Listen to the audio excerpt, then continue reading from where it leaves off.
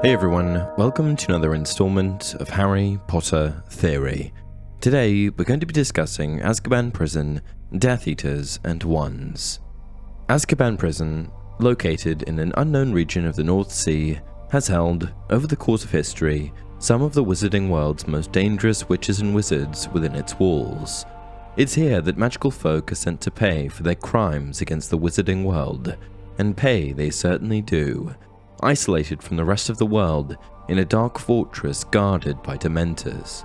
Being sent to Azkaban is a supreme punishment, as the fortress is desolate, nearly inescapable, and, well, scary. Before Azkaban, wrongdoers were scattered across various prisons all over the country, but this all changed when the Ministry recognized that they could use the island fortress. If you were unfortunate enough to be sentenced there, you could be sure that you would be stripped of all of your freedoms, and more specifically, the topic of today's video, all of your belongings, wand included. We've heard of some of our favourite characters being wrongfully sent there, including Hagrid, who was sent there for 2 months after being wrongfully accused of reopening the Chamber of Secrets, and then of course Sirius, who was falsely accused of murdering Pettigrew, serving Voldemort, betraying the Potters, and murdering 12 Muggles.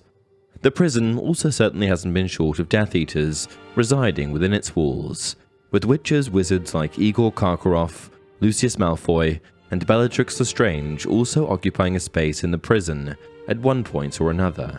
But ultimately, all of the aforementioned witches wizards got out of Azkaban, either through escaping or exoneration. What I want to know is, how do the wizards and witches who escape get their wands back? When Hagrid was expelled from Hogwarts, his wand was snapped. So how is it that these hardened criminals not only get their wands back, but get them back in one piece?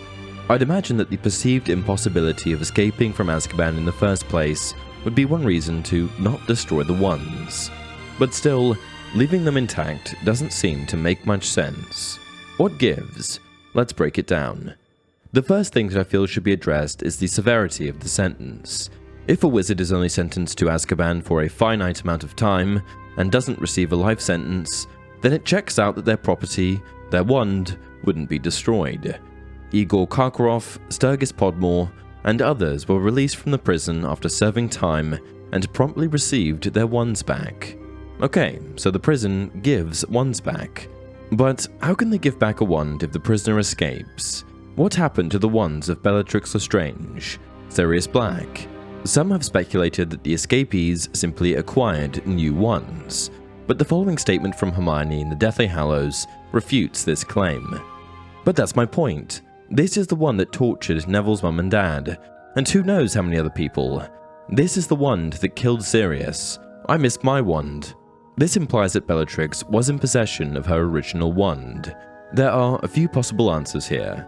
My first theory is that wands are stored indefinitely and intact at the prison until someone is released.